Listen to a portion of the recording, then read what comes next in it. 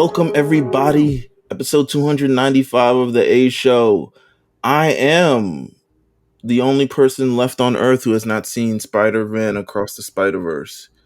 And I am here with a very special guest. Justin is out today.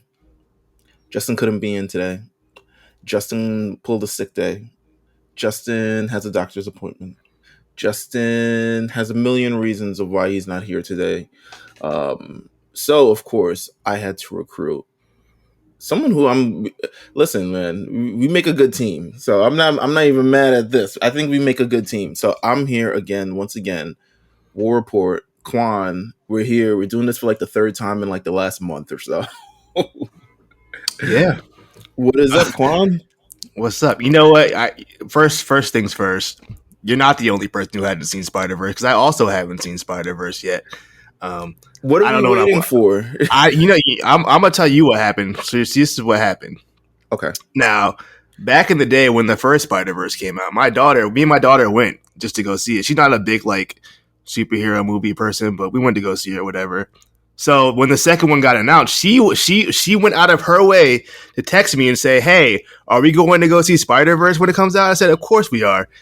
Then the day after it comes out, or like the week after, she's like, "Did you see Spider-Man yet?" And I was like, "No, did you?" And she's like, "Yeah." She went with like her uncle. So I'm like, "Yo, how are you gonna leave me hanging like that?" No. So I was just like, whatever. So like I just haven't gone yet. Maybe I'll go this weekend. I don't know. I've just been kind of busy, low key. So my story is a similar story to yours. With your daughter, insert my niece. I guess I'm the uncle who's going to run off. So my niece is she's like, I don't know when she got into so many movies. You've been letting her go to the movies, with her friends and stuff like that. And she's just like, first of all, I don't know what it is with girls and horror movies. They love horror movies. Like, sit down, they'll watch murder, they'll watch all types of investigative journalism, they'll watch unsolved mysteries, they'll watch whatever. She loves that type of shit. Me, I'm a punk. I'm not watching any of that shit in a movie theater and jumping up and stuff. But she likes theaters. Oh, gosh, I'm getting a phone call. She likes essentially all that stuff. Actually, let me take this phone call. Hold on, guys. Let me take this. Hold on. I don't know if that did anything with me pressing pause on this. Either way, all right, back to the story. So boom, she likes going to the movies now. I'm like, okay, everyone is kind of seeing it. I could have very well gone to the movies myself, but I'm like, okay, let me wait with her to see it because she wants to see it. And we just haven't found time yet because last week she had prom. And then also in that same thing, Jamal came to visit to New York. So I was hanging out with him the entire weekend. So we just haven't had time to actually go see this thing. But I'm hoping that there's time this weekend because as I would hope Quan, this weekend is a big weekend. It is both the mixture of Father's Day weekend and it is the mixture of Juneteenth, which I have now dubbed Black Man Weekend. That's what I'm calling it. This is a big weekend. I didn't realize it was Father's Day until like yesterday. I didn't know. Well, they don't get the marketing for Father's Day. Yeah, I didn't. There's no emails in your inbox like no Father's Day emails. sale. I was just gonna say that. Not a single email telling me it's Father's Day. No, nothing. You might get a Juneteenth, like you might get a what they do on Juneteenth on TikTok last year. Oh my god, what the fuck did they do? Oh no, I could only imagine. They were like coming up with like Juneteenth concepts for like big retailers, and they was like, fuck, what did they say? Shit, I don't remember this at all. I'm sure it's some nonsense, whatever it was. Something with freedom. Something with freedom is like, I'm so sure it's nonsense. Like, oh my god, it's freedom, or like, it's the freedom for me. There you go. Freedom for me. It's the freedom for me. So that's what they're doing. I have no idea if you'll get all those other like Pan-African ass plates and all this other shit like that. But who knows? I mean, I get the day off. I know that much. Yeah, that's cool with me. Yeah, First time. listen. It's the first time. First time? Jeez. I don't know. Well, you know what? Did you did you Better learn than about nothing. like did you learn about Juneteenth at school in No. school? Okay, I Nah. was making it because I didn't Nah. either. So I didn't even know Juneteenth was a thing until well into my adulthood. I'll be honest with you. Black history in my school. Well, we were all black since I went to New York City public high school. So the majority of Yeah. my class was black and or Hispanic. So like we got the,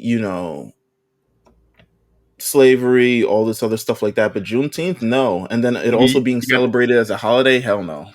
you got the starter kit. You got the slavery, Martin Luther King, Rosa Parks. Slavery, yeah, write the book, color in, fill out the thing, and you can color in your favorite no, civil rights activist.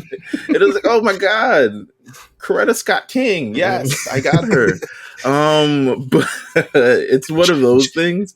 George Washington Carver invented peanut butter. Yeah, one You of know those those. things. Pick one and then get a thing, but not Juneteenth. There's so much things now that I feel like as a kid that I think in general kind of like helps society in terms of like um, knowledge, conversation, identity, all this other stuff that we didn't have as a kid at all. Like you were just who you were. You were either black or you were like all this other shit, and like you couldn't. That's what I was looking at. I don't even know if I should say this on the fucking podcast. You know what? Let me not. Um, because I think I I knew was where you were going, but no. Actually, I doubt you know where I was going. okay, maybe I don't. All right. So there's this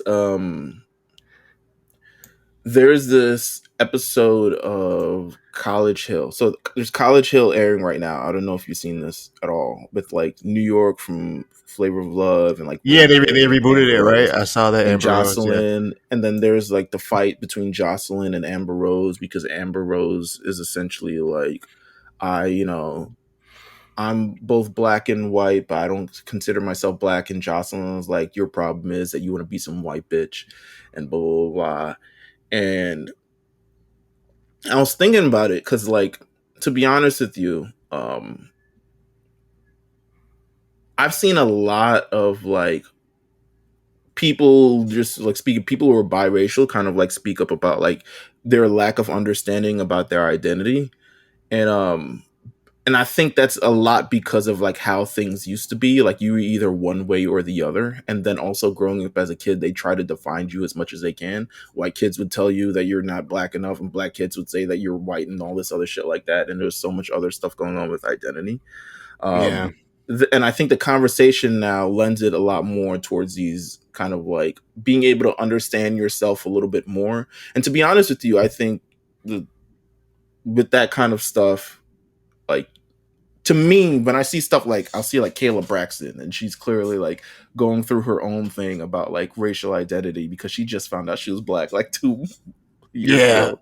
I think hers is a little different though because she was adopted. So I kind of Yeah, get where she's coming from, but I yeah, do what you mean. Just kind of finding that aspect of who you are. I think it is a little easier now in 2023 compared to when we were growing up. Or right. just even the uptick in I don't have the statistics in front of my face, but like I'd imagine there's probably more biracial kids now than there was in Half the damn NBA 98. is biracial. You know what I mean? So like also I have a biracial daughter, so it just like Yeah, and it's more I so like go ahead. Actually, no, go ahead. Go ahead. I totally lost what I was gonna say. Go no, ahead. but you do have you're biracial, though. And I'm like, there's a sense of like identity where like I feel like I don't know where this is going, but we're going somewhere, right? Um, I feel We like can get some. there's lending with like both, right? I feel like the thing with being biracial is like usually there are people who are like, oh, we're both races. We're our own separate race that considers us both races. But I'm also like, but you're kind of like both. Real like you're white and you're black. Like if that's your makeup, right? Like you're white and you're black. So you have two kind of like racial, and it's hard to kind of like define identity with these two kind of ways that you're maybe either brought up or kind of like what you were exposed to, and that I think has a lot part of it as well. But I feel Yeah. like you represent both, and I think that's a cool benefit of having it. Of just like you have two different type of cultures or things that you can kind of explore, and I think it's I think it's important for everyone to educate themselves about both sides, and that's what I think more so now is happening than before because of how we speak about race post things in 2015, 14, 16 and stuff like that, and kind of like how that's come out. We have a better conversation about kind of how things are going on. I don't know when this turned into a Juneteenth episode of the A Show. But you know, I've been thinking about that because I'm like, I could see both sides from this kind of situation. Um, I get it. It's.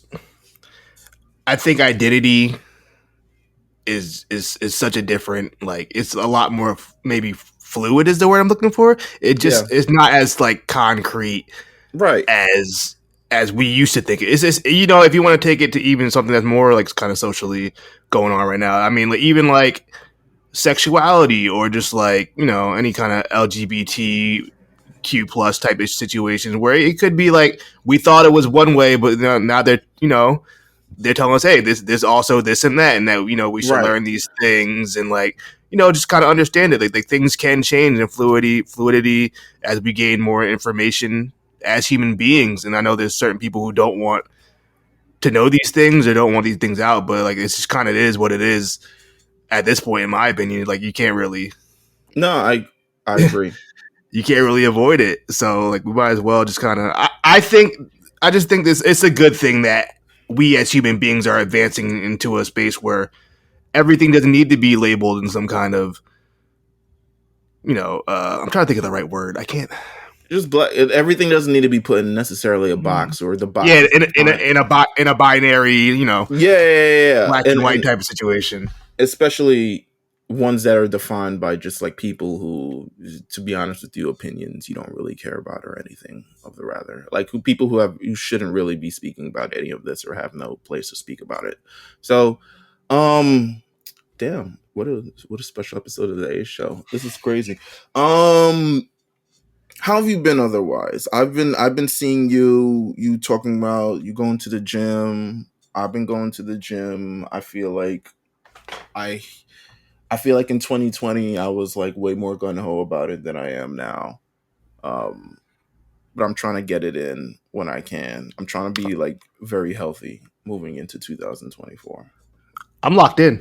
I'm gonna tell you right Yeah. now. I'm locked in. Damn. It's, you know what happened though. Like I I was going pretty regularly, and then I don't know if I ever told you, like I hurt my back, so I had really bad back spasms for a long time. This is very 30 plus. Yeah. This is And just so what happens. I just didn't go anymore. I was just like, it was too much. When I would go, it would make it worse. And I was just like, okay, I can't do this anymore. But I went through physical therapy. I got it all situated. I'm good now. It's still a little tight sometimes, but you know, we can survive that. And then it took me like maybe like another month before I was even had the confidence to go back to the gym, because I'll be honest, I was scared. Like I didn't want to make it worse. You know what I mean? Because that shit was not fun. My But shit we're back at it now. I'm glad. I'm glad. My shit is just that I weigh more than I probably should right now.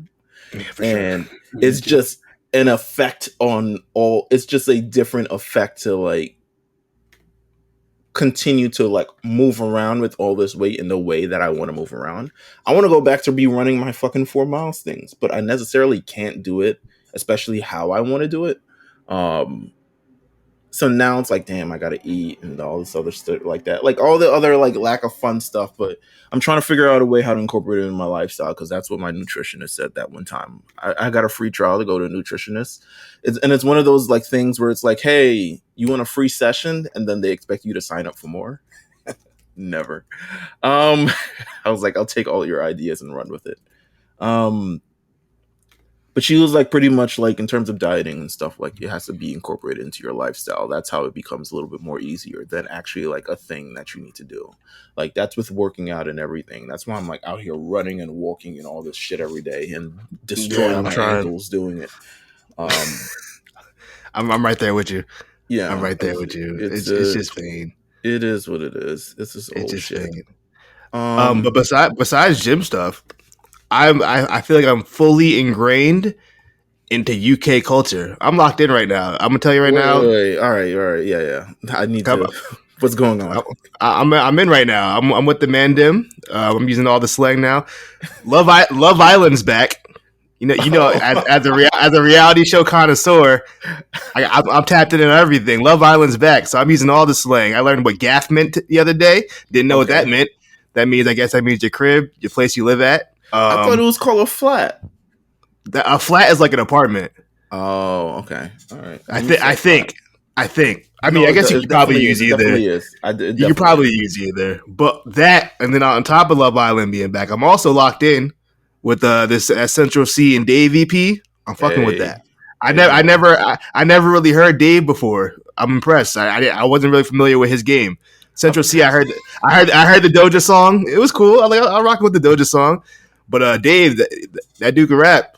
Listen, this is if there's any. We don't listen to. We were just talking about before we got on there that we don't listen to a lot of current shit now, and we don't know whether it's because we're becoming old or it's becoming whack. And that's the scariest part about becoming old, is not knowing if shit is whack or you're just old.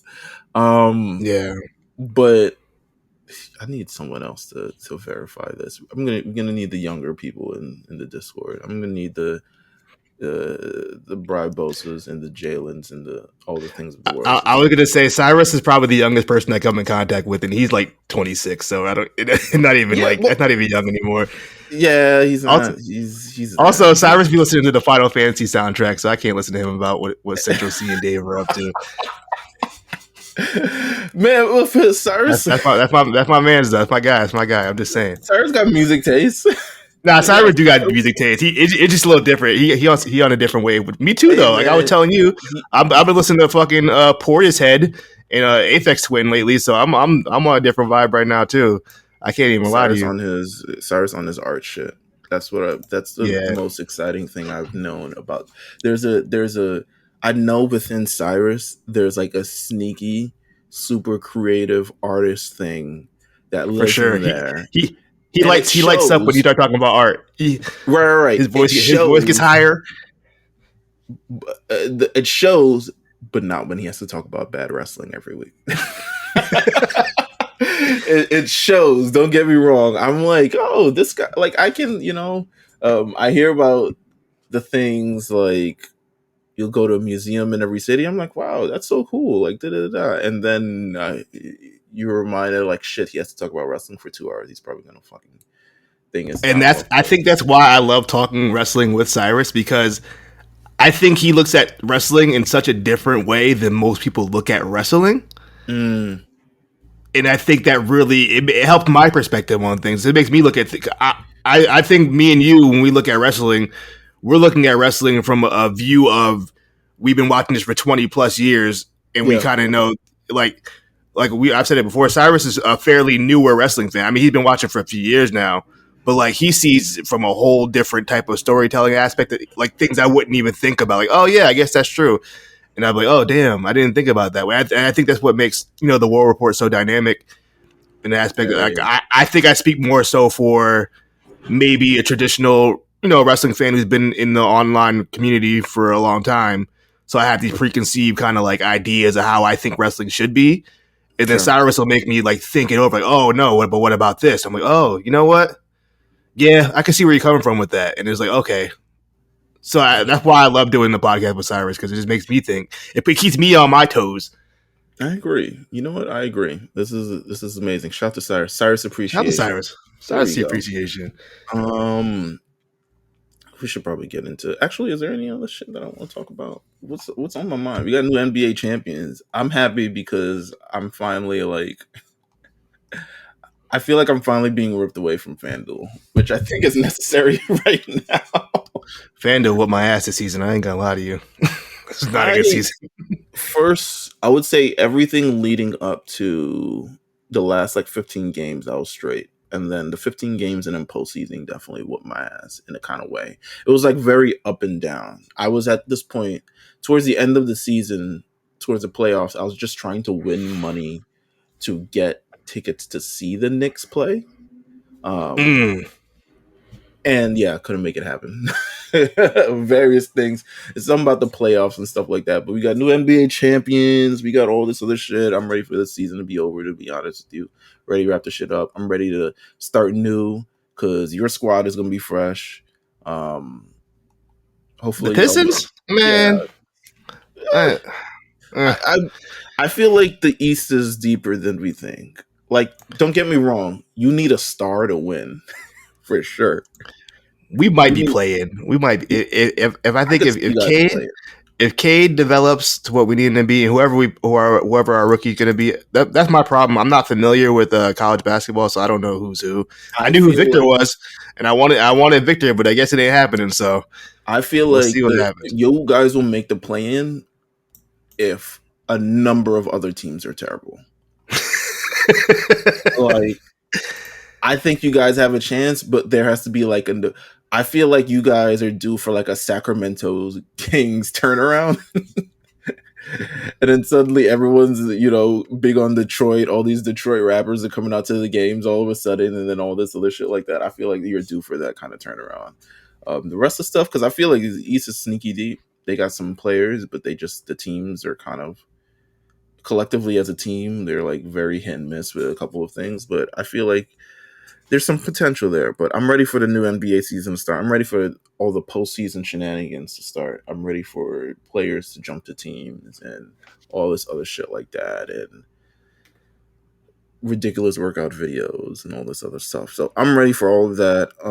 Kind of makes me wish wrestling had an off season, but they don't. So we're here. And we have wrestling stuff to talk about on this episode. Should we get to No Holds Barred? Let's talk about it. No Holds Barred. The first, so don't get me wrong. There's news, but like not really. So I'm pulling anything that I can from these topics. I think they're good topics. These are actually, in my opinion, these are like very first take topics. All right. So I don't know if you're ready to put your Stephen A on, your JJ Reddick on. My I'm in my Kendrick Perkins bag. You get your Mad Dog old bag. You got to understand, the Sheik was a guy who the Sheik put up 40 points in Madison Square Garden over Hulk Hogan. So the first bit of news we got here is Drew McIntyre's WWE status. The big Drew Mac is currently still has not re-signed to WWE. As reported, this is reportedly. I don't want to say anything because sometimes this should be wrong, to be honest with you. I guise myself by saying reportedly because we're not actually news sources. Don't use us as news sources. We're just niggas with podcasts. We're just niggas who talk on a mic. Drew McIntyre's WWE status is up in the air. According to PW Insider, they've been trying to come up with creative plans for Drew, even something as soon as Money in the Bank. But he does not want to be aimlessly floating until his contract expires if he chooses not to re-sign. Quan, where do you think we're heading with Drew McIntyre? As far as Drew goes, I think I totally understand him not wanting to come on TV without something concrete planned for him going forward. I think he's earned that right to do that. He pretty much carried the company on his back, his injured back for about 2 years. So I think he has that right. As far as his contract goes, I'll be honest, I don't think he's going anywhere. I just don't see where he would go. I mean, if he wants to go, if he were to go to, AEW, that whole, I just seemed like that wouldn't be a destination I want to be at right now, at least, where it seems like there's a lot of mass confusion backstage about like hierarchy and like who's important, who's doing what or whatever over there.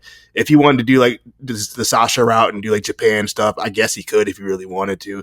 But to me, he's always kind of felt like a WWE lifer type guy going forward. That seems like this has always been what he wanted to do. And I think we're just right now just kind of one of those, contract negotiation situations where, both sides haven't really figured anything out yet. But I think, in due time, he'll still be a WWE superstar and they'll have something for him to do.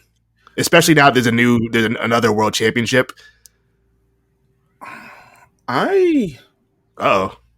Yeah. I'm not fully sure, to be honest with you. And to be honest, there was a lot more momentum in 2021 with like AEW stuff, and Vince wasn't still in control, and now we kind of have like H in control and all this other stuff like that. But I still feel like the alternative is still there, right? The Especially considering AEW, and we can talk about this in a bit. AEW has also a new show that they need to put out there as well. Um, Drew McIntyre, this situation kind of reminds me of a Cesaro situation, and not from a creative standpoint, but from a financial standpoint. I could see it something like pay me what you owe me, or creatively he doesn't feel necessarily like he's being fulfilled in this kind of situation. And I think Drew McIntyre, the difference between people who usually stay with WWE and the people who don't, I feel like people who usually stay with WWE a lot, in terms of the difference between wrestling and business, they usually lean a lot more towards business. Um, I feel like Drew McIntyre is absolutely a wrestling head, like someone who thrives on having amazing matches. And you can see that from the past 3 years of his work. Someone who thrives on being a major star in the ring, and then also just like being able to kind of like, he's done this before on the indies, like being able to venture out and kind of do what he wants to do. I think, I don't know where he's currently at in his life, if he has kids, if he has one expecting, because seemingly there's a pregnancy pack going on in fucking wrestling right now where everyone is popping up pregnant.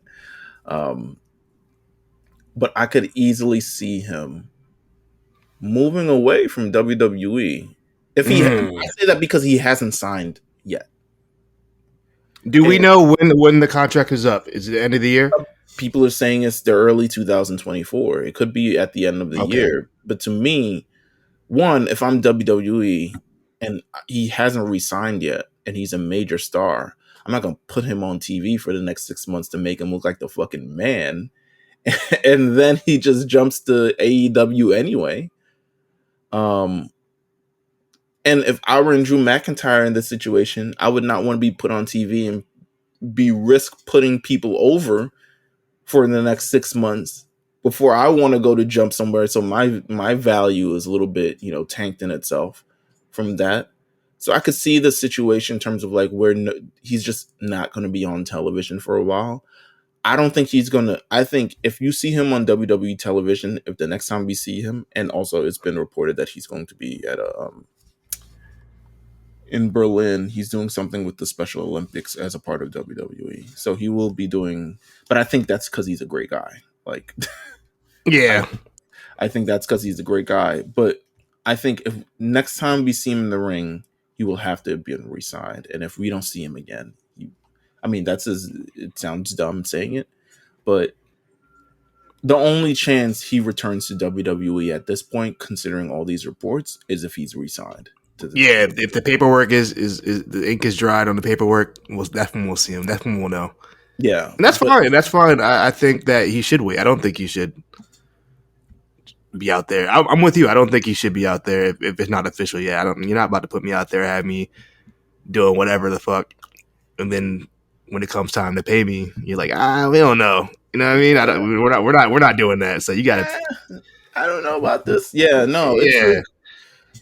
I think it's a situation. I could see him clearly. I could see him in AEW. This is why I see this. I could see him drinking in AEW. That'd be so interesting.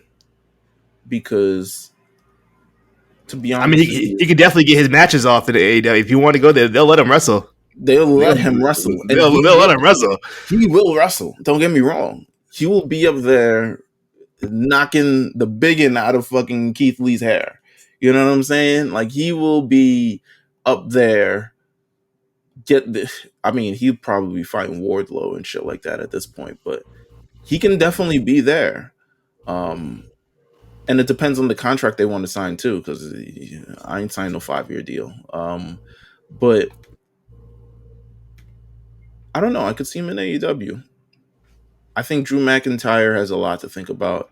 I think he's someone who also prioritizes wrestling, but also prioritizes a little bit of a business as well. But I feel like ultimately at the end of the day, he knows there's another company that you can go for. And I think that's really what this is about. The idea that it's a confirmed fact that he's probably heading back to WWE isn't so solid to me. Because he seems like a WWE guy. He does but I could easily see him not. Like Drew Galloway is right there.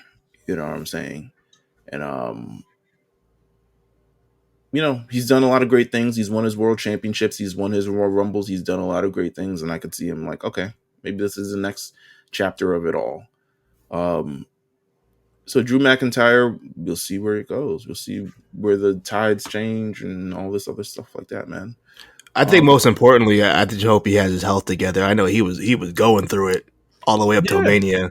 That boy was. We was hearing injury reports every other week. Something else was hurting on that boy. So and to be honest, in AEW, you only work once a week, maybe. Yeah, twice. that schedule would be a lot nicer. It seems like they're getting rid of the house shows too. So I mean, at this point, listen, we're gonna talk about it. Actually, we're gonna talk about that shit right now. Let's talk about it. It's AEW Collision week. Collision premieres on Saturday. This Saturday. Black Man Weekend Saturday. Talk to him. What do we realistically expect from this new endeavor in AEW history? What do you realistically expect from? And for people who may not have listened to the War Report, because you guys have been on it. Every news, every announcement, everything. Yeah, I would love to know. I don't know what I'm expecting. I'm expecting AEW. I kind of know what AEW is giving me at this point. Right.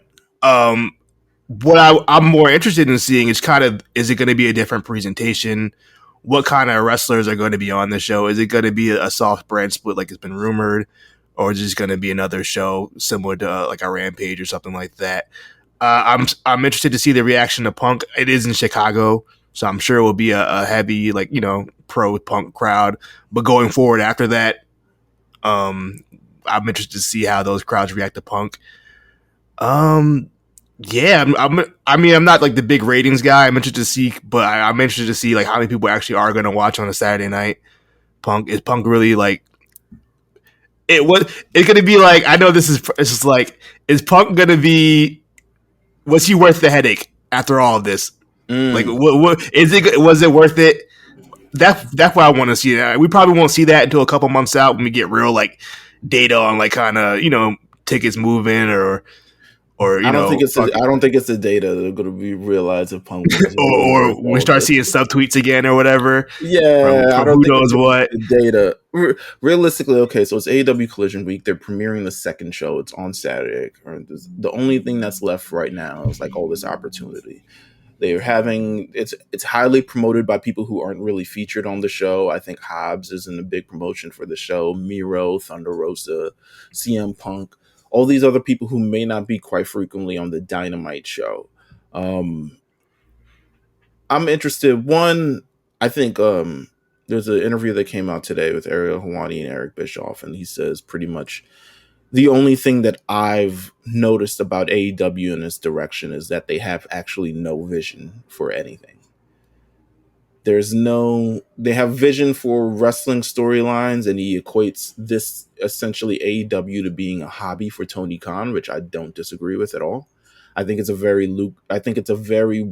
he says it's a very well-funded hobby for Tony Khan. And I absolutely agree, because I think from a business mindset, one, they haven't done anything to establish that this is going to be a much better show.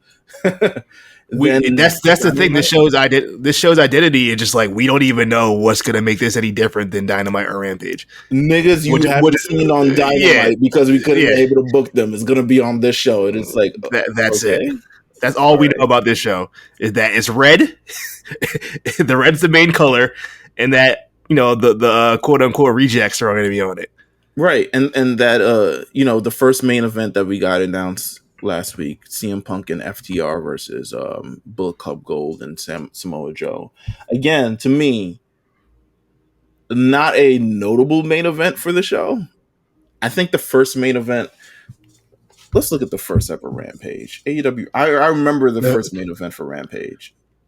I don't. What was the first main event for Rampage? I want to say it was. Christian versus Kenny Omega for the AEW Championship. It was. You're right. You're correct. You're absolutely correct. And I think that's the caliber of a debut that you want to have. Make it worth people coming out their way on a fucking Saturday. It's bad enough that Friday show's tanking. It is gone. It's to the point where Tony Khan says, Daniel Bryan, you can have this show. Like, Pretty book much. this show. Because, first of all, I can tell Bryan Danielson's hands is all over this fucking show. The main event of Rampage last week, great main event, won by the least likely person. That is how Bryan Danielson books shows. But then he also booked a goddamn Daddy Ass and the Acclaim versus Luther Serpentico and what's my man's name? Angelico in a 10-minute match. I was like, is necessary? He I don't want to see probably this. thinks Serpentico is neat. He probably does. I like Serpentico. I ain't trying to watch 10-minute match of him. I got to be honest with you. He's like, that nigga's neat. No, but realistically, like, from this show, I don't expect it to really do anything for the AEW brand. I think you want to hope that. I think the greatest potential it has is you seeing that people who necessarily aren't featured on Dynamite, and you be like, I kind of like this vibe a little bit better. It might give you the best it could give you, maybe, is 2016 SmackDown, and I don't even expect it to do that. I was gonna go for. I've been watching my 2002 rewatch. I was gonna say, as I've been watching the rewatch, I've noticed I'm way more interested in SmackDown episodes than I am of Raw episodes. So it could be a situation where it may be like it'll be a better paced show. It depends on who's booking it. Maybe less of the MJFs kind of, or the Sammys. I really don't know what they're gonna. I'm very interested to see what they do on Saturday. And I think the thing with CM Punk is, and I have a second question regarding this, but yeah, I think the thing with CM Punk is a lot more understanding. I think I think, especially with his storylines, has a lot more vision towards these kind of things. I don't think he just does things aimlessly and starts having matches aimlessly. Everything is for kind of a little bit of a purpose, even to the point where, we make fun of it, but the whole Rocky 3 thing with John Moxley, you know what I'm saying? Let's play off of that.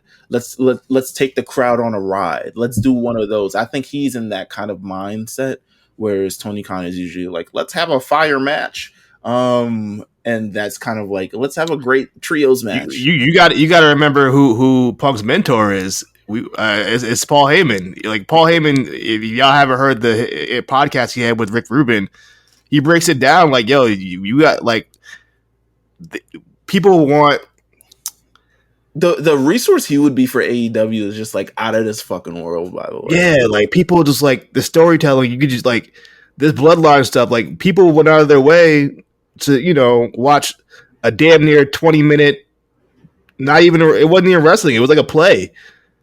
And like people wanted to see it. Bro, we got Roman Reigns versus Sami Zayn in a pay-per-view main event, and it was money. That's the power of storytelling. That's the power of dedicating this to your kind of audience. That's the power. Punk knows that. Yeah. First of all, go find that podcast because he's spitting. I can't pronounce the name of the podcast, but just type in Paul Heyman on whatever podcast. I'm sure it'll show up. Just type in Paul Heyman, Rick Rubin, you'll find it. Yeah. It's absolutely there. But his mind. It's called Tetragrammaton. Listen, I'm not even gonna. I can't. That's some Rick Rubin shit, bro. He just be making shit up. I don't even think he knows what he's talking about. He just be saying stuff. But he was so enamored, right? This is my first time listening to a Rick Rubin podcast, and he maybe said all of 15 words the entire 3 hours. So he said, "So tell me about your story with Brock Lesnar." And then Paul Heyman went on like 14 different other stories about Taz and like Kurt Angle and like Vince. It was just about the first time he met Brock and how he was money and he wasn't thinking and all this other stuff he talks about. It's just and it was taped the week after WrestleMania, so it's just now coming out. And I'm just like, bro, you holding on to this fucking gold? This is nuts. Yeah, it's incredible. It's incredible storytelling. Bro, we can't hold on to this for more than 4 hours. You know what I'm saying? But I think Punk sees that. I think Punk understands that. I don't know, which is so interesting to me, because I know Tony Khan is such a student of wrestling. Like, the dude's like like an encyclopedia of like wrestling stuff. But I don't understand why he doesn't see that, but Punk does. Because I think there's a level of Tony Khan, when he started AEW, had just as much experience running a wrestling company as we do. There's no history of him working for WWE, working in the territories, working with ROH, working literally when Eric Bischoff says this is a well-funded hobby, it is because him and everyone else, the executive board, Kenny Omega, the Bucks, Cody, all work together and say, let's make this happen. I think he still sees wrestling in that kind of aspect, and I think from the business standpoint, I don't think he sees how to maximize it. I think he sees how to have the best matches of all time and kind of pop himself of like, what would I want as a kid? But I Yeah, don't think he knows how to get that to the point where it's like, okay, how can I get 40 million other kids watching this shit?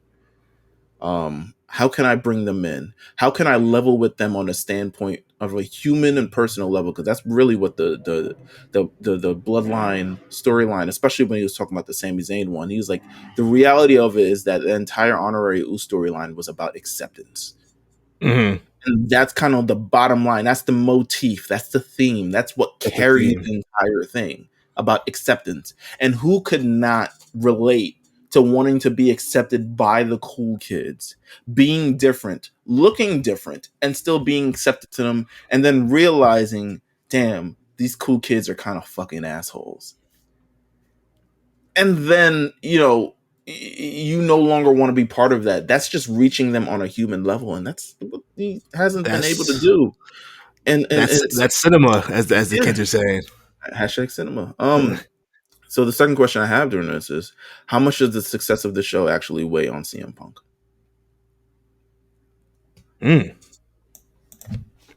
How much people are Mm. looking at it and saying, okay, CM Punk has been announced now, maybe sold a couple more tickets to the show. The Chicago one is going to do numbers. Can't Yeah, vouch for anything else after. Chicago is straight. As far as Yeah, Hamilton, Ontario goes, I don't know, but Chicago is good. I think Chicago and New Jersey are good. Jersey is good. Jersey Yeah, Jersey streaming. is good too. Um, but realistically, like, how much of this is going to weigh on the shoulders? Is this a catch-22 in a bad way for Punk? I don't know what the bad version of catch-22 is, unless it is catch-22. But is this a situation where they prove that he's not who he thinks he is? If he thinks that, is this a situation where it's only a matter of time until something blows up once again and blows up in their face and they prove that he cannot lead a show, even though this is kind of like what he's always wanted his entire career? I think time's gonna tell. I've already kind of come to the mind of just like Punk is who we think he is. I guess low key it kind of depends on how you think of Punk. If you think of Punk as some like martyr for like professional wrestling and what professional wrestling should be, Mm-hmm. then I think the success of the show is going to be some sort of like confirmation bias. Like, see, I was right. You know what I mean? But Right. also, you can literally flip it the other way. And if it fails, you also can have the other side. Just like, yeah, see, we were right. Like this is Punk. We know Punk is going to self destruct. It's very I don't want to say it's Joe Budden esque, but it's kind of Joe Budden esque. It's just like That's potentially this could be one of the greatest things ever, but he's gonna fuck it up. right. I hope not. I would like Punk to be successful in this, but I just like we've seen history prove that like shit just blows up. But it's always a lot of negative energy when he's around. I don't know what Yeah. it is. Yeah. I fear for like the morale of the backstage. I don't really know what like But I I think have it's no like, contact with anybody over AEW to know like what's the vibe back there. Like when Punk comes back, is it like are people not going to want to go over to work Collision? Like I don't I believe. feel like And if you're like, yo, I can't work there and the shit is whack because he's here, like, you shouldn't be fucking working there. You're, at the end of the day, you're a professional wrestler. We're all yeah, professionals. There's you're people at my professional. job I don't like that. You just got to work with them anyway. This is kind of like how it goes.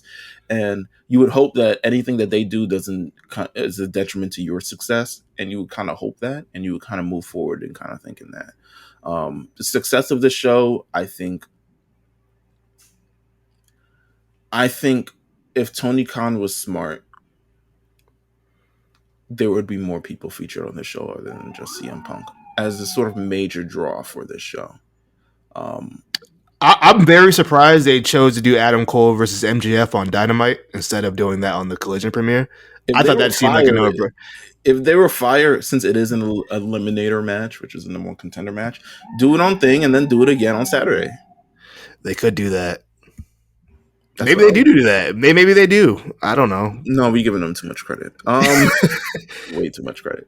Let's go through these other news points because I still got why y'all mad, and then also the other shit. The shows, the other shit. Gunther has reached 1 year as WWE Intercontinental Champion. What do you rank him as kind of the best champions of all time?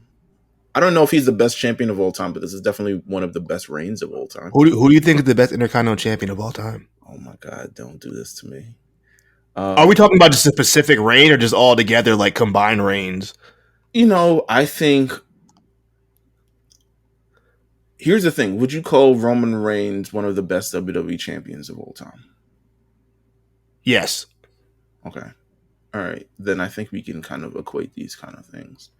Where does this reign kind of like put him in the echelon of champion? As far as I've been watching wrestling, I would say Intercontinental Champions, he definitely top 3 at this point. I agree. Because I don't think there's anyone in my time that I've been watching wrestling, which is pretty much from like the end of 1998, 1999. Yeah. I don't think there's anyone other than like Randy Orton who has had a notable Intercontinental Championship reign. Because the way, go ahead. No, you were just about to say what I was going to say. So go ahead. The way my mind, when I think of Intercontinental Champion, my brain immediately goes to like Jericho and Benoit. But the thing with Jericho and Benoit is like they had the belts, but they didn't have them for long. They were trading them back and forth with whoever. Right. So it would never like a real solidified reign. Like there were good matches in those reigns, but the reigns themselves never really like with like, oh, this is it. As far as Gunther's go, like Gunther, I can name 5 matches off the top of my head that were bangers in this one reign. So I think that's kind of where Gunther gets the edge for me, right? As far as Intercontinental Champions goes, just because that belt used to move around so fucking much back in the day that like it never really solidified. Right, and I think the Miz is definitely up there for me, just in terms of volume of reigns, and then also quality of kind of like defenses and stuff like that. But I don't even think he's been given what Gunther has been given. And to be honest with you, I don't know what the Miz is going to be given ever at this point. But they need to give Miz a win. They need to do it. It's a tough beat for my guy right now, but we'll get through it. But no, Gunther, years Intercontinental Champion, man. Special man. This guy, he's for real. If we're going off of my spreadsheet, he's a surprising record. He's currently 8-5. Tag matches. A lot of them are tag. Usually, his Kaiser getting pinned.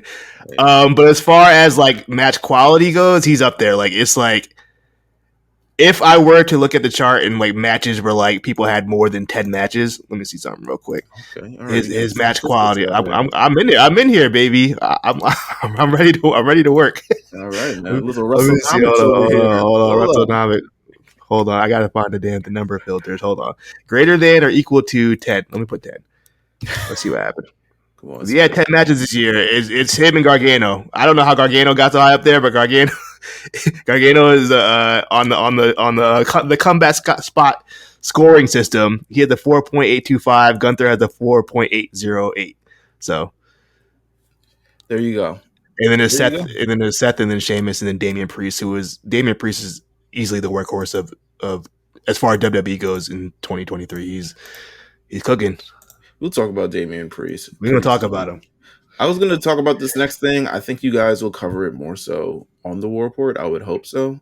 So all I'll do is mention there's a news report came out this week of more potential matches for Forbidden Door. CM Punk and Kenta was talked about. I'm sure Kenta would love that for whatever reason.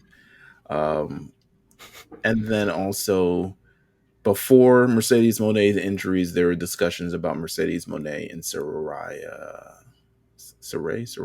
Where am I at? I don't know how to say it. I think it's Saraya. There you go. Paige Sasha Banks and Paige. That's what we're talking about. I'm going to quick segue this into why y'all mad because it's part of my why y'all mad. Okay, Why let's y'all talk mad about this it. week? Mercedes Moné and Saraya. And this isn't more so like this week. The why y'all mad is not why y'all are mad. It's why I'm mad this week. Mm. I'm You know, taking. I'm reclaiming it this week. it's Just for this funny. week. Where I'm from, I live in Connecticut. As for anybody who's not familiar where I'm from, there's a radio station out here called Hot 93.7. It was like the first hip hop station out here, like in the early 2000s or whatever. And they used to do this segment every day. God damn, y'all waited till the 2000s to get hip. Bro, well, at least where I was at, in, Connecticut. Y'all got Hot 97. Y'all trying to say y'all ain't get hot. Well, yeah, you got to remember, I'm on the east part of Connecticut. I'm not near New York. I'm mad far from New York, so like we don't have to. So like this is a Hartford-based station. We call it Hot 93.7, and there's a DJ named Kid Fresh. He has his most like country accent ever. I don't know, and he still maintains it after all these years. I don't know how, but he had this segment called "Tell Them Why You Mad," and people would call in and tell them why, and like air out their grievances about whatever they're mad about. And I just like, it's just so funny, like all these years later, they're still doing it now. You guys, it came to you guys' idea to do a low key kind of like tell them why you mad type of situation. And I had an idea. I think you guys should do maybe like for the Patreon people to have like a write in like tell them why you mad type deal. Of course, listen, have somebody write something in. Of course, we're gonna set that up. Listen, 300 is coming very very soon. 300. But Mercedes Moné versus Saraya, my nigga. Like really, out of all the matches you could do in AEW, and you know what the worst part is? Because I'm pretty sure that New Japan Strong Championship was made for Mercedes Moné. Absolutely, 100% was made for that was on the contract. Like, hey, yo, I need a belt. If y'all gonna sign me, I need a championship. And you were about to have a match with Saraya for that damn belt. As if, and what if Mercedes Moné broke her damn ankle during that match? Is Saraya gonna be the one taking all them damn kicks in Japan, defending that belt across the seas? Is she gonna be the one? Come on now. I'm mad. That made me mad. I was like, come on. Out of all the matches, put it against Jamie Hayter. Okay. Go ahead. I do. So as far as him Tony Khan contacting Mercedes Moné, he would have been silly not to. That seemed like an obvious thing to try to get her to show up on one of your shows. As far as the Saraya thing, I do understand that there's already a built-in type storyline, like cause Sasha, the match she got hurt in was with Sasha. So they have that. So I get it, but I'm with you. I wasn't trying to see that. If you have Mercedes Moné, you put her out there with like you said, a Jamie Hayter, or who else is really a worker over there as far as the women go. You go for the big shit. You go for the big shit. You hate Britt Baker, like you do a Brit. Yeah, you do a Brit. I don't know how popular or how over Saraya really is with the fan base as far as now. So I'm with you. I think we do. Or even like a Hikaru Shida, which would make, I don't know exactly what companies Hikaru Shida works in over at in Japan, but I mean I'm sure they could figure something out. I think I'm with you. Saraya seems like ill-advised, but I do understand why Saraya would come up because of just like they already have a backstory with that. Second bit of why y'all mad. Keith Lee's beard and hair. Either take it off, or dye that shit black. There's an update. Hold on. Keith Lee tweeted something yesterday, I think. Hold on, let me read it exactly. What did he tweet? Let's see what Keith Lee said. Hold on. He tweeted. He said, okay, someone tweeted to him, anybody else get Maestro Hulk vibes since he's been rocking the gray hair? It must be like Incredible Hulk reference. I'm not 100% sure. Banner intelligence along with Hulk's strength and speed and stamina seems to fit the caliber of man and athlete he is. And then Keith Lee quote tweeted and said, I appreciate that, but an oopsie has forced a change, so prepare for something different this week. Haha. Makes me sound like he went to go line his beard up and he messed it up. I've been there. She's got to start over. That's what it seems like to me. So maybe the beard's gone. I don't know what he's gonna look like when we see him next time, but we'll see him on Wednesday. He has an 8-man tag with Sting, Darby, and I think Jungle Boy or something. I don't remember who's in the match, but we'll see him on Wednesday. But the beard, it looked kind of. I ain't gonna lie to you, look kind of crazy. He looking kind of wild. He looks fucking nuts. He looked nuts, bro. Like, all right, I don't like to do all this other stuff because a lot of it at some point does become mean spirited and actually mean, and that's not me. But, bro, you in entertainment, you on television. Undertaker was probably gray as a damn goose for years. But you know what? When it's time to go on TV, one, he gonna be orange. That's for sure. In the 2000s, that boy was orange, man. I never understand black dye and orange skin. But he figured it out. If you're gonna be on TV, you gotta look the part. Don't do this. If you have to put the big in next to the Bible, do it. You know what I'm saying? Like, it's gotta be there. You can't just have the hair looks crazy. You look crazy. All the stock that everyone had in you because you were doing cartwheels in the ring and you was 350 pounds will go right out the window when people look on TV and it's like, who's that old nigga who's wrestling? Who's that old fat black man who's wrestling? Look the part, bro. Figure it out. You kind of look my grandpa, low-key. I'm looking at him. Oh, He's too damn old. I know he's been gray since he was a kid. I get it. I've seen it. I've seen it before. I got grays too. I'm with him. Dye black. You on television. You not on television, Quan. Sorry, but you not on television. I should be. I'll say this much. I'm not so much worried about his appearance. Oh, okay. I'm more concerned about he doesn't really work singles matches, and that concerns me as to why he never works singles matches. And if he does work a singles match, it ain't longer than like 3 minutes, which makes me wonder, like, is he healthy? Like, I don't want to be like diagnosing or anything, but it just seems really weird. Like they still haven't done the Keith Lee Swerve singles match yet. This shit has been going on since like September.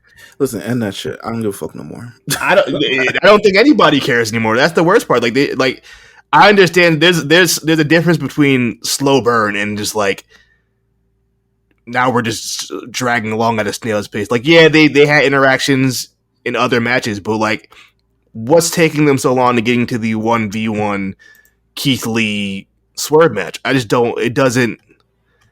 It makes me think there's something else going on that I don't know if Keith Lee can work a solo match for in an extended period of time.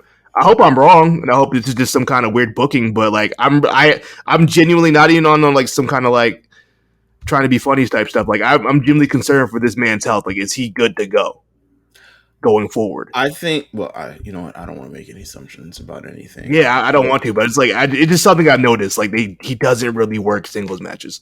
That's very interesting, and that's a very interesting observation, and I'm glad you observed that. Last thing I got. I had some things. I had a WWE thing. I'm gonna go with the other AEW thing. Anytime I type sidebar in Discord, by the way, it's just I had to get some shit off my chest. This was one of the sidebars. Wheeler Yuta is not a star. He's not.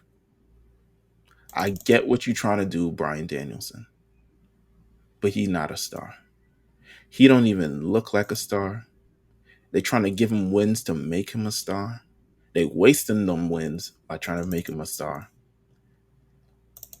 He has not gone through. He can wrestle good, but he hasn't gone through the fire enough to even be considered in that star level. He hasn't worked on his appearance. He hasn't been through the matches. He hasn't had a share of wins and losses. He hasn't done any of that.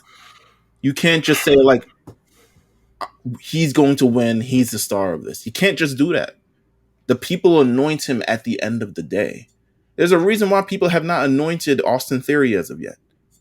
Austin Theory is good, in my opinion, but he's not yet a star. And it's the same thing for Wheeler Yuta. Like, I said this in Discord. I said, let him sit in the role a little bit longer. And when it's time, it will be time. When y'all want to do y'all fake split up of the BCC again, it will be time. Don't push this to try to make him feel like a star before he really is a star. Because he's going to get exposed, and everyone's like, who's that substitute teacher wrestling on TV against these other guys? And it's not going to happen, Kevin. Stop trying it. Or at least let it build. Not that you have to stop trying. Not have you stop giving this man opportunities. Not have you do. But like, let that bitch build. You can't mark him a star in front of our eyes. And if AEW fans want to accept him as a star, by all means, go ahead, do your damn thing. Not I, just said the cat. I can't argue with you. I've not really been a fan of Wheeler Yuta. I think he's fine in the ring. Promo, the position he's in currently, he doesn't really need to cut promos, which is fine, I guess. At some point, he's going to. I do agree having him get a pinfall victory over. Did he pin Kenny? He pinned Kenny. Yeah, he pinned Kenny. Which might say something about Kenny's status in the company. Yeah, thing in Takeshita. What's it, Takeshita? Takeshita. Yeah. Takeshita. Damn, I'm butchering. Damn, I watch anime too. Come on, you got no excuse. Takeshita. I don't watch this as you guys think I do. Yeah, really, I don't even know what my comparison I was gonna say like Steve Blackman, but I think even like Steve Blackman was cooler than like Wheeler Yuta. Like Steve Blackman was cool. I don't really know what to compare Wheeler Yuta to. He just kind of like he obviously the guy can work. Obviously, I would never question that man's in-ring ability. I think he can work. It's just he doesn't have that real like quality, like that real like that it factor. It will come. Yeah, it'll take time. Look he's at fairly young, Sami Zayn when he debuted in NXT. Look at that nigga. I mean, granted, first of all, he was buff. He was mad big. He was huge. But look at him, and look at where he ended up. Even Bryan Danielson, to an extent. Bryan Danielson in ROH, he went out of his way to look like a regular ass motherfucker. Let it build. It will come. Yeah, ball. I don't know the development's going to happen in fucking AEW, to be honest with you, but it will come if it's supposed to come. I think if he got a new haircut, really, it would help. It would help him. I think the haircut. I agree. Last bit I had was Seth Rollins. He need a fade. The Seth Rollins have gone out of control. Oh, okay. You know what? I did see this discourse on Twitter earlier this morning, and I agree. Go ahead. Y'all doing a little bit much with it. I'm doing like I get it. This is what y'all came for. Part of the show. All this other shit like that. Relax. Get it out there, entrance, and then knock it off. I'm gonna speak for the fans on this one, right? Look, I saw people kind of comparing this to the What Chant. I don't think it's at the What Chant because it was Seth is in the ring. So you know what I mean. But you know, wrestling fans will take something and drag that motherfucker out for years. People they just stopped chanting CM Punk. I would say maybe if this was like 2018, I'd be with you. But this is we're in a different time. Now, the thing with last night, as far as Finn Balor's promo was that I know he wanted to get some shit off.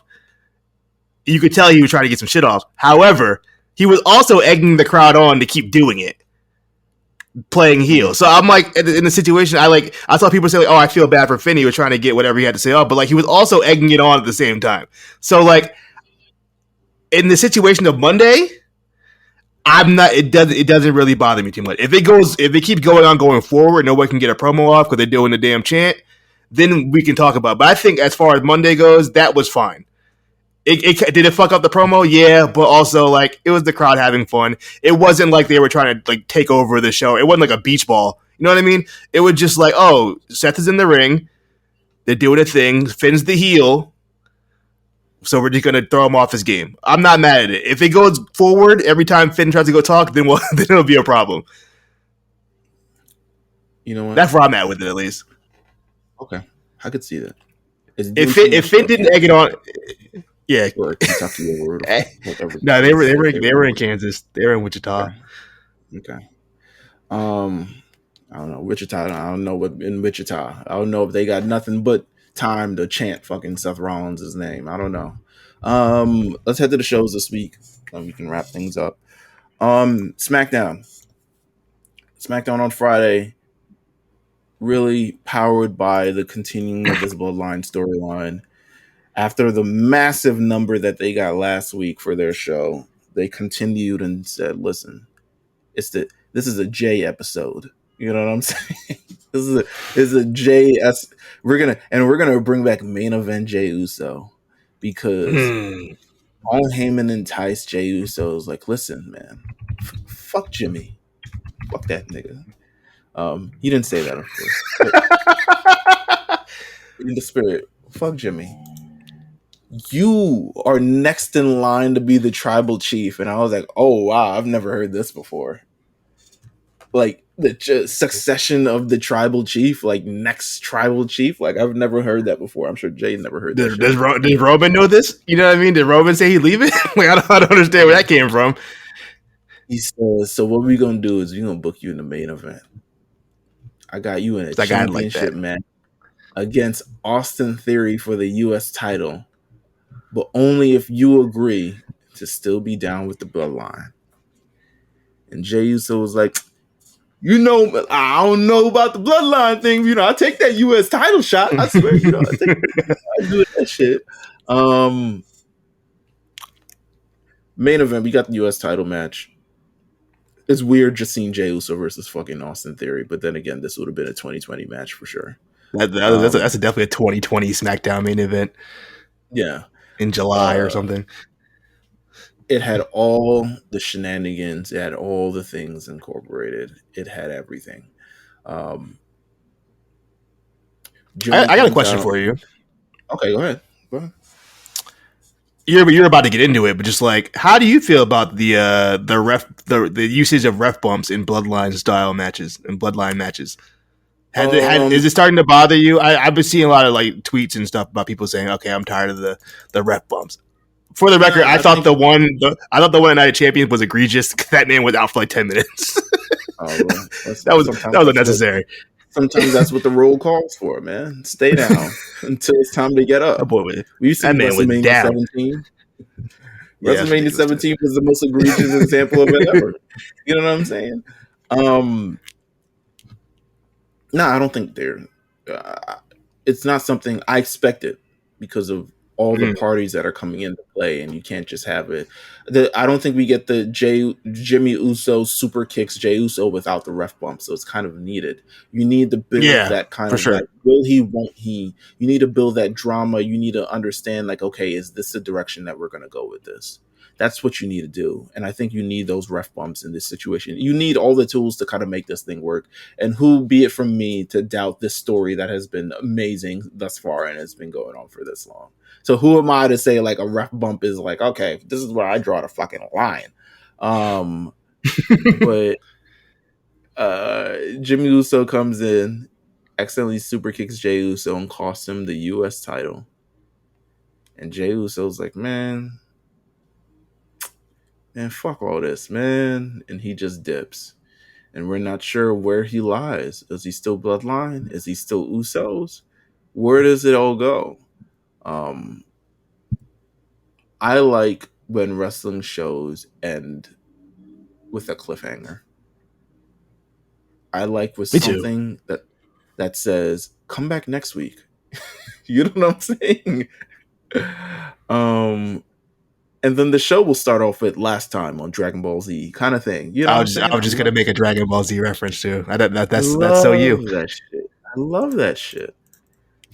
So keep doing this. And Sami Zayn is still involved for whatever reason. He's telling Jay, I'm like, Sami, come on now. Give it a break. Enough, man. Wrap it up. It's over. Wrap it up. It's giving Toxic X. I'm sorry. No, that's what it's giving me. Toxic. I think it's a little toxic.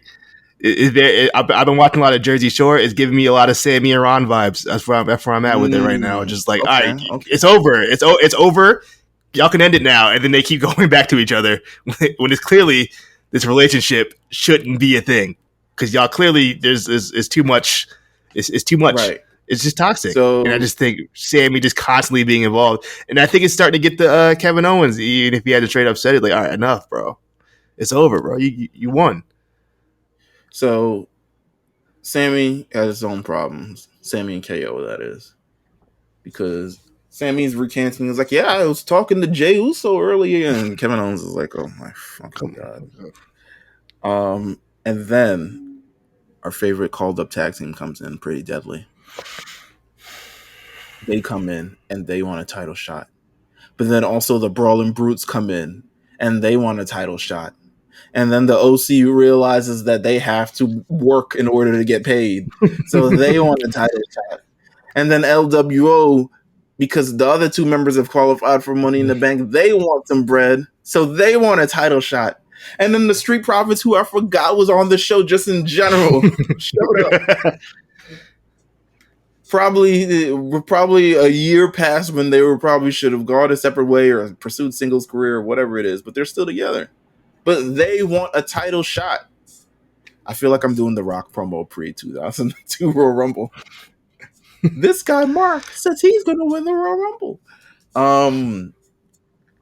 Everyone wants a title shot. So next week, SmackDown Classic, a SmackDown Classic, man, a staple, a gauntlet, good old gauntlet. Don't want to write a show?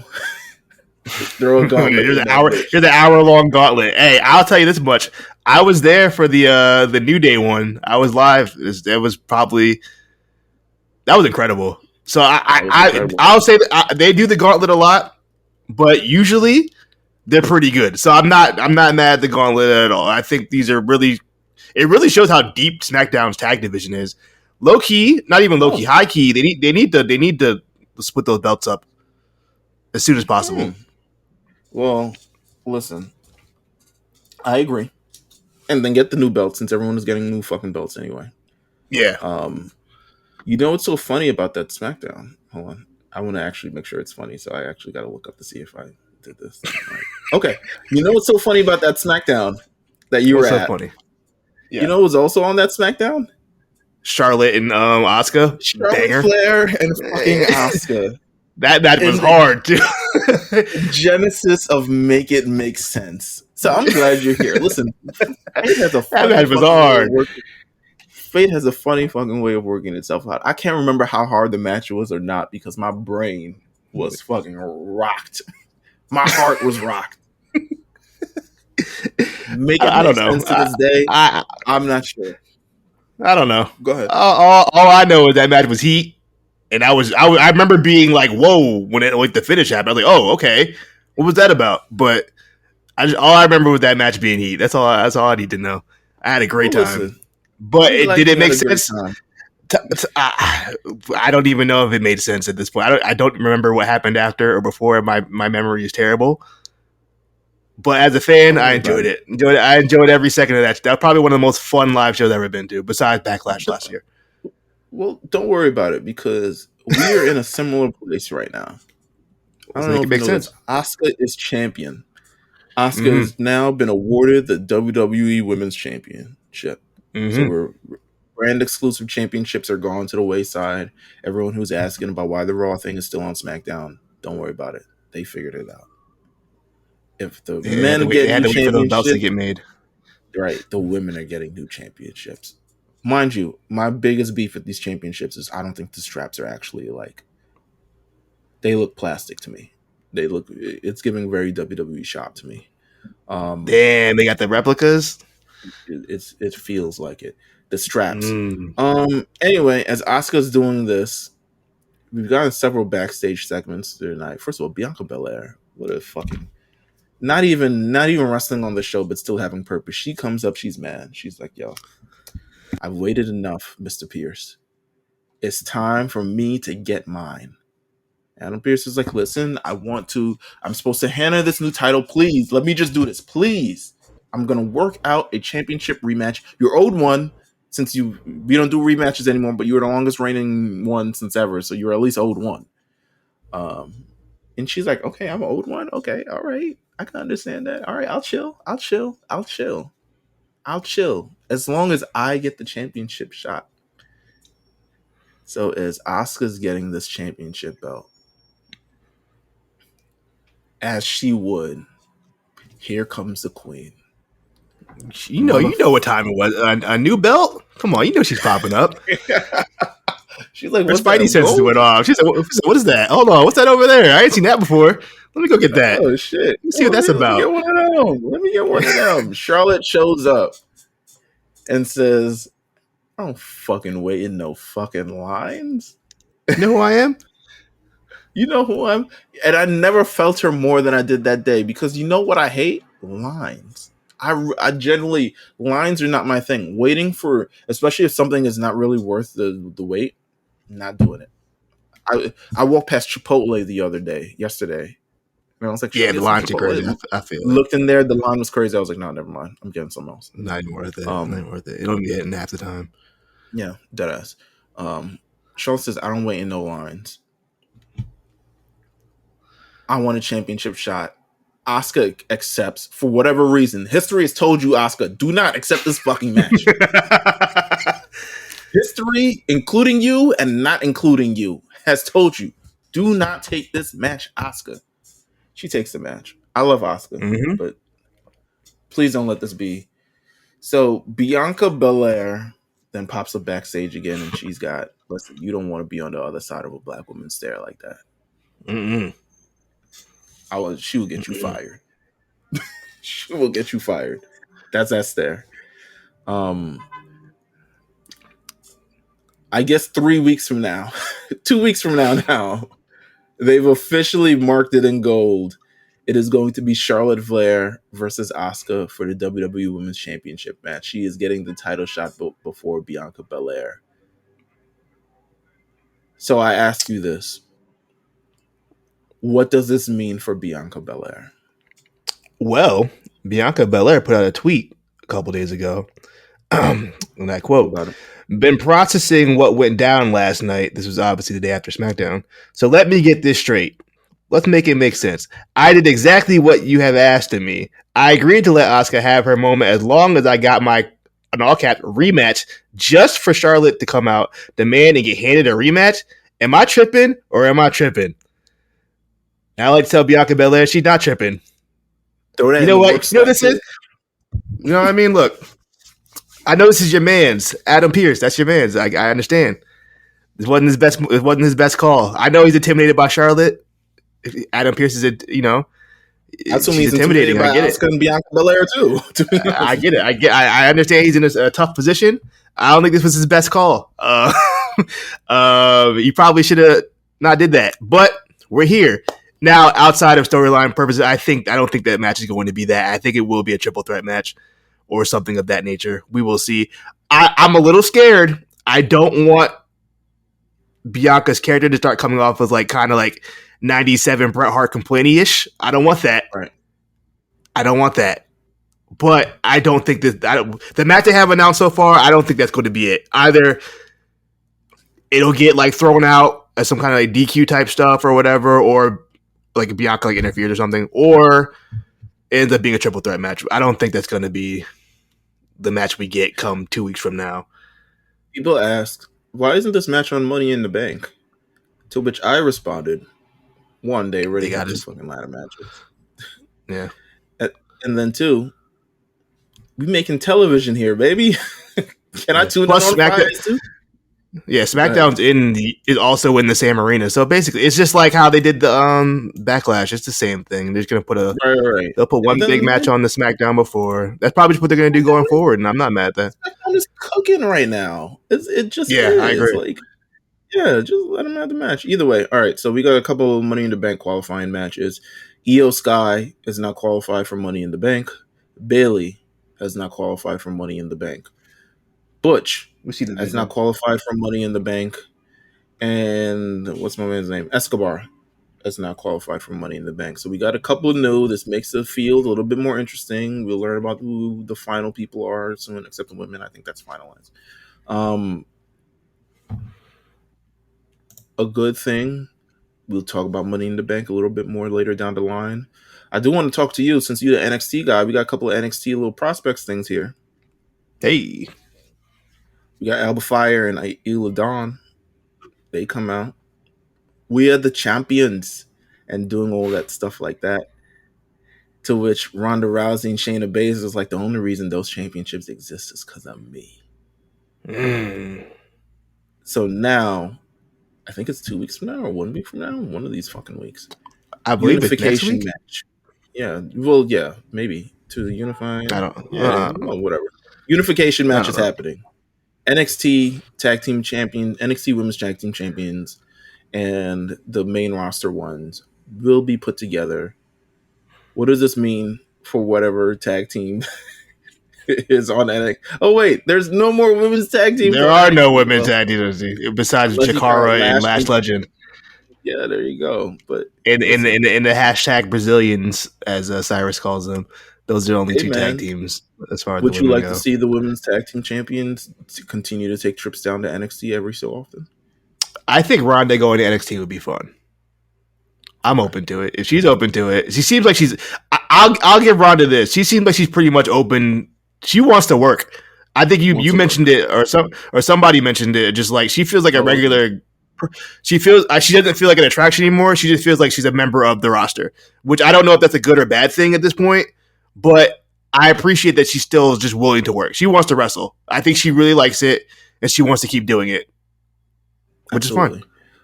I'm not mad at it. You man's Carmelo Hayes and Trick Williams also showed up on SmackDown this week. They're on SmackDown? Look at that. Baron Corbin had a match, a qualifying match. I don't know how he would qualify, but you know what? He's won Money in the Bank before, so who am I to say anything? Which I totally forgot about. Yeah, well, it is what it is.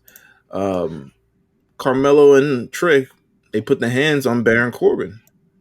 As they should. Good look. I mean, it's a good look for them. SmackDown, NXT champion. Trick is on SmackDown. Hayes is on SmackDown. It's building up to this program that's apparently going to happen over on NXT. Look at this. Look at this energy. You know what? I'll give Nick Khan credit. When he says he's going to do something, he get right to it. He said, look, we're trying to make NXT more of the third brand again. We're going for that again. We want it integrated with the shows. Tuesday night on NXT, Braun Breaker called out Seth Rollins, which is nuts.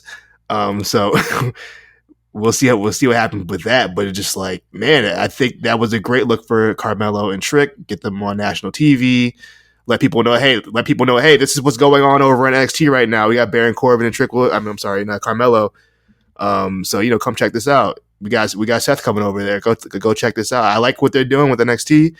I don't want them to steer too far away from developmental. I still think it should be kind of developmental. They got to find a nice little medium. I don't want this to be like a bunch of main roster guys going over there and then we don't really get any development. Right. But we'll see what happens. But as far as Carmelo and Trick being on SmackDown, it's a good look for them. Absolutely. Let's head over to Raw and then we'll wrap this thing up right here. Raw kicks off. Rhea Ripley receives her Women's World Championship. Is this the new prettiest belt in all of wrestling? Or is it still the AEW Women's title? It's okay. I was a big fan of this. Like when Seth got his championship, I was just kind of like, I don't know. But then it grew on me. Rhea's with the white, I don't know why. The gold and white is just cleaner to me than gold and black. I love that gold and white look. I think that belt is beautiful. However, I don't think it's better than the AEW's Women's Championship. I think the Women's Championship in AEW is the best looking belt currently actively on American wrestling TV. To me, at least, I can't think of a better look. I love that belt. So it's tough, but I do love the Women's World Championship. It looks great. Well, listen, you would hope there would be a contender to come out to challenge Rhea Ripley, but no. Out comes Cody. Maybe. Out comes Cody. Cody, who challenges Dominic Mysterio to a match at Money in the Bank. So we're getting that. Going from Brock Lesnar to Dominic Mysterio is crazy. Hey, man. That's money awesome. Is still money, and it prints the same exact way. You feel me? Raw to me was it wasn't bad. The finals was. I was like, even the main event. The main event was really good, but I was like, the finals are. I'll pause it. I'll go back to it later. I gotta watch this basketball game. It was definitely one of those things where like The show is just long. It's 3 hours. No matter how good the show is, 3 hours is tough. It's tough to stay interested in something, especially if there's something else going on that's bigger. Yeah, I'm switching channels. I'm sorry. Yeah, I had to. It was the finals. Once 10 p.m. hit, I was kind of over. Like, okay, I'm going to the finals. So we've been giving a lot of praise to one Zoey Stark over the last couple of weeks for showing up on this roster. Mm-hmm. She is talked about on actually After the Bell or something along those lines, or maybe somewhere else, that she has actually been going over her promos with Grayson Waller. Not fully sure if that's the right person to be asking, but hey, if you need some advice, I ain't going to him about wrestling. I think go to him about I go to him about talking. You know what I'm saying? I do not know what the fuck Zoey Stark was saying yesterday on Raw. What'd she say like that? She said, "I'm gonna make you famous." Oh, you got it. I want to play a little bit. Please play it. Yeah, I want to please play it. Okay, hold on. Let's play this. An accomplishment that you'll never get to do.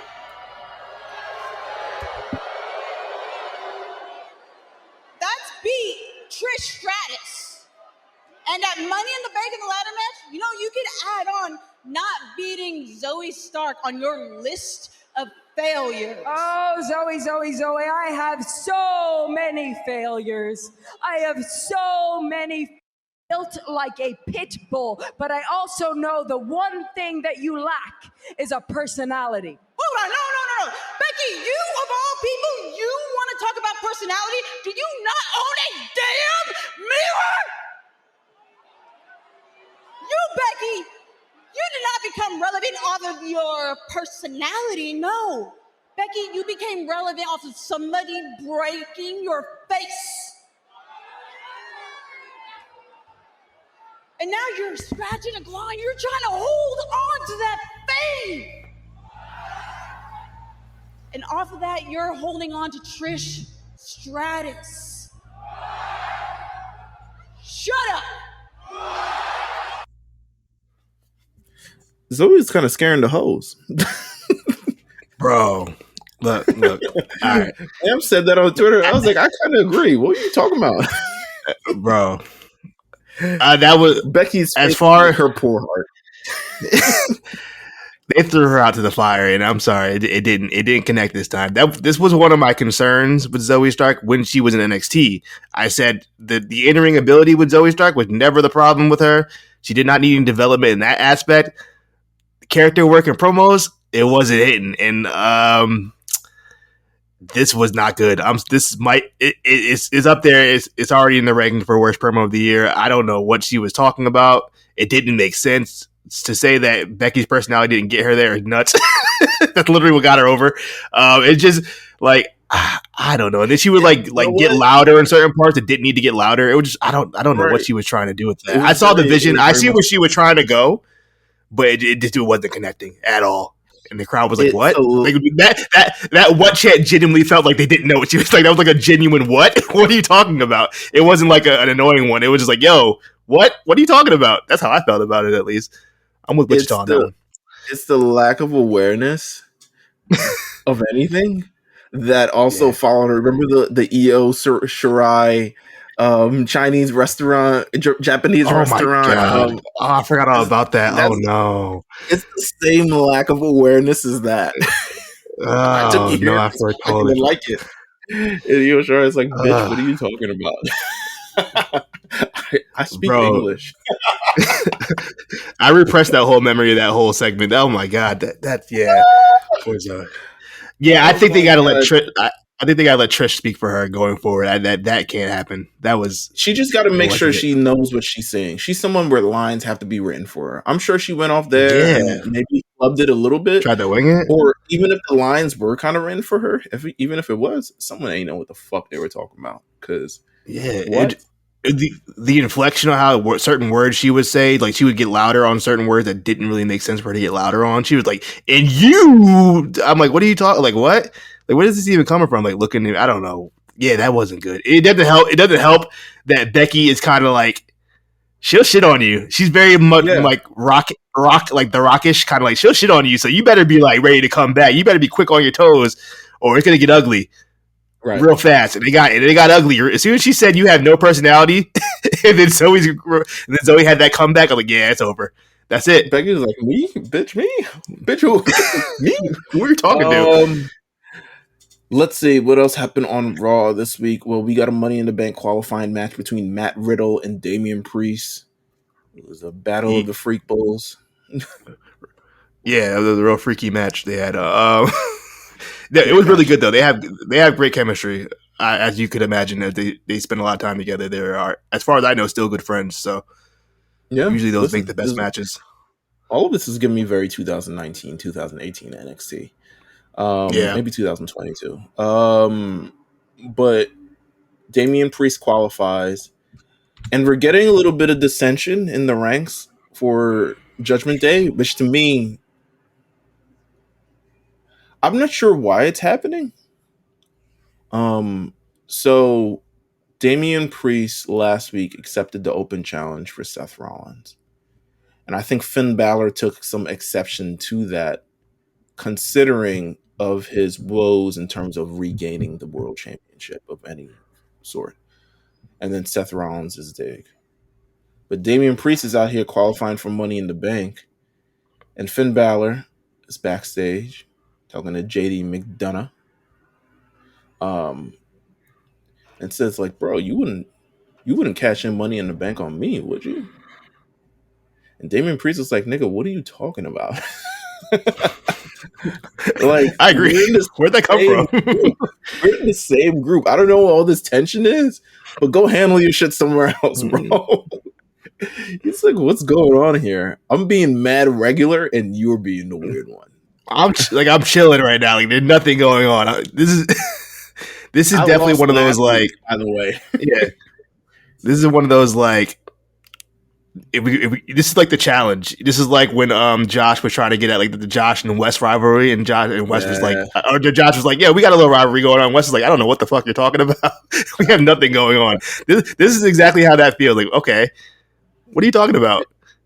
Finn Balor, with that said, gets out to the ring, and we talked about a little bit earlier with all of the chants, but he challenges Seth Rollins to World Heavyweight Championship match at Money in the Bank. And that is exactly what we're getting.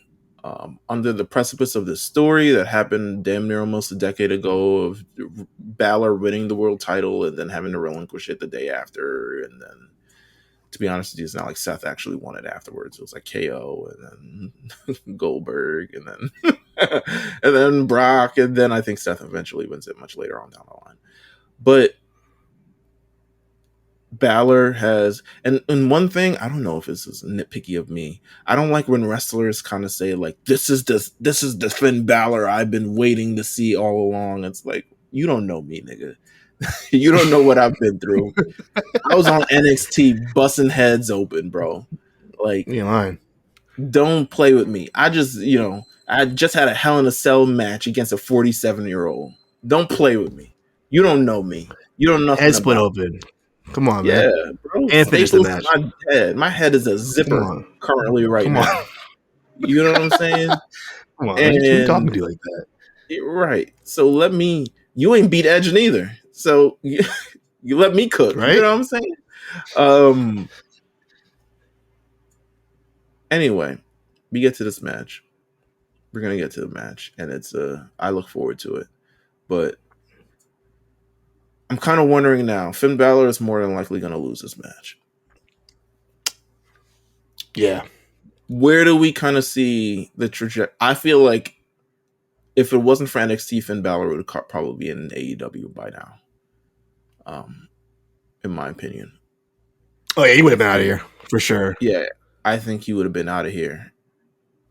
I'm not sure if that's going to be, not necessarily like I'm expecting Finn Balor to kind of be out of here, but I feel like considering how strong you made Judgment Day and kind of all things there, I feel like you gotta make it so he wins this eventually, right? Like they're trying to get to a Damian Priest thing, and Finn Balor winning the world championship, or at least being part of the picture for this, is part of the thing, because I would think Money in the Bank, Damian Priest has a very strong chance of winning that briefcase. That's my pick. Honestly, that's my pick. I could see anybody, to be honest with you, except like Butch and shit, and LA Knight, and Ricochet probably. But realistically, I could see a lot of people because Money in the Bank is kind of where it all begins for you. Yeah. You don't necessarily have to have a build up to it. It'd be nice if you did, but usually you can kind of like, all right, here's where my career starts now, or falls off. If you're Baron Corbin, so Damian Priest, Finn Balor. There seemed to be something going on around there. The World Championship is involved. Money in the Bank is involved. Judgment Day is carrying Monday Night Raw. Here's one thing I didn't get about Monday Night Raw. Bronson Reed is not in the Money in the Bank match. I don't understand why he's not in. It doesn't make sense to me. So why is he still beating up niggas in the match? I don't know. I really don't. It's very confusing. Yeah, it's confusing. The match is great, but I'm like, yo, why is he? He's not even in the fucking match. Like, it is. I get you want him featured on the show, but you could have him feud with somebody completely different who's not in this match as well. I don't know. Whatever. I was very upset Maxine Dupree wasn't in ring action. She looked good. She looked good. I mean, she looks good all the time, but she looks good. She do. She really do. Let's see. What else happened on Raw? Imperium. All right, let's get to the main event. Imperium is out here. They spin the block because their man's got taken out. They beat up Matt Riddle. I think they beat up Matt Riddle at some point on the show, right? I don't think I so. feel like they did. Who did they beat up? No, they beat up Matt Riddle. Yeah, they did. They did after the qualifying match. They sure the fuck did. Yeah. It's because Damien Priest was like, pick the bones. Pick the bones. And it was like, don't mind if I do, nigga. Stomp. Right. Stomp. Lisa tag team match in the main event. Not sure why Gunther's in this tag team right now. It kind of makes me scared. I don't know if Vince wrote him out of the show. Vince is like, weren't they supposed to be two of these niggas? They had to sell Giovanni Vinci getting his ankle broken, I guess, or something. And what's the real life story? He better be getting married or something. He better be hair transplant. I don't know. Could be anything. I don't know. I just don't want Vince to realize that the Imperium was initially two people and now there's three, and then niggas just like, I don't like this. Hey, can I be honest with you? If Vinci gets his old gimmick back, I wouldn't even be mad. I like that. I really like that gimmick. I really liked it a lot. That would be whatever it was. If he brings that back, I wouldn't even be mad at it. Keep him in Imperium, but nonetheless, tag team championship match: KO and Sammy versus Imperium, undisputed WWE tag team title match. I'm sure it was fire, but I wasn't watching it because I was watching fucking the NBA finals. Big fire and rare occurrence. A Blue Thunder Bomb win. When was the last time you seen that? And never, apparently, because I wasn't fucking watching the show. But it's you have that to look forward to. So Raw main event was great. I admire you. I implore you rather to go check it out if you haven't. And yeah, listen, you got a lot of stuff coming up this week. NXT's this week. Big episode of Dynamite's this week. You got Adam Cole versus MJF coming on Dynamite this week. Who knows where that'll go? And of course, there's a million other things. Make sure you guys listen to Rewriters Room. They also came out with an episode. Make sure you guys listen to the War Report coming out this week, of course, with Quan and Cyrus. And yeah, continue supporting the A Show. Hopefully Justin will be back next week. If he's not, Quan will be back next week. I don't know. I feel like Dan. You remember back in the day in PT, Party Interruption or ESPN, it was Kornheiser and Wilbon. Whenever one of them was gone, it was always Dan Le Batard. I started to feel like Dan Le Batard of this show. Well, listen, feel Le Batardy. You know what I'm saying? With that said, thank you guys for tuning in. Of course, you can follow the A Show at the A Show RNC on Twitter. You can also subscribe to us on Patreon for additional content. Patreon.com/the A Show RNC. We will have a brand new episode of Retro Diaries coming out this month. Actually, just got it locked in with my guests, so we're gonna go over, of course, the first ever One Night Stand, which I haven't actually seen in quite some time. So we'll see how that show was, or if it ages well, or anything of the rather. So stay tuned to that. And yeah, we got a lot more stuff coming up down the pipeline as well. Thank you, Quan, for of course coming on and blessing us with your main roster knowledge as well, and your AEW knowledge, I guess. No problem. We will see you guys next week. Take care.